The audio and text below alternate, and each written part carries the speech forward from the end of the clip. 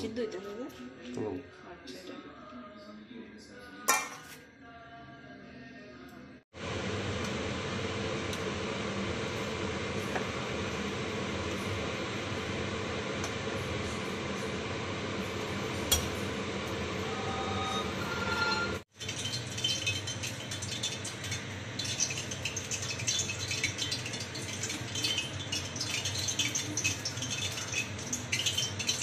নন্দীবাবু আবার সিদ্ধ বলে খুব ভালোবাসে।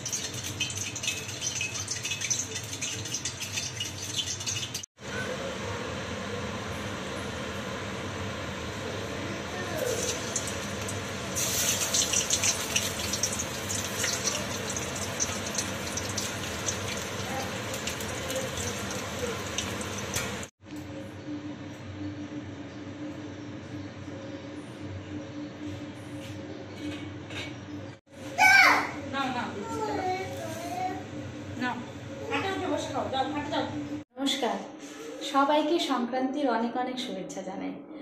আর সংক্রান্তি মানেই পিঠেপুলির উৎসব।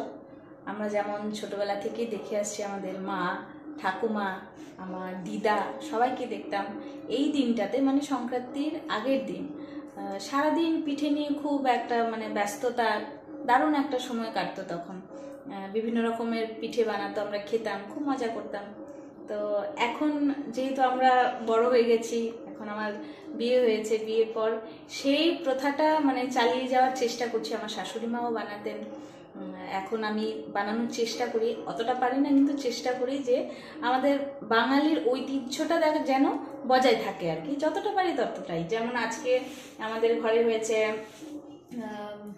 সিদ্ধ পুলি, তারপর পাটিসাপটা, তারপর চিতল পিঠে, তারপর ভাজা পুলি, আর করেছি মালপোয়া। এইগুলো আজকে করলাম। তো সবাই ভালো থাকবেন, সুস্থ থাকবেন, পিঠে পুলি যেন সবার খুব ভালো যায়। নমস্কার। আপনার পরিচয়? আমার নাম পায়েল দাস নন্দী। বাড়ি? আমার বাড়ি পূর্ব প্রতাপগড়।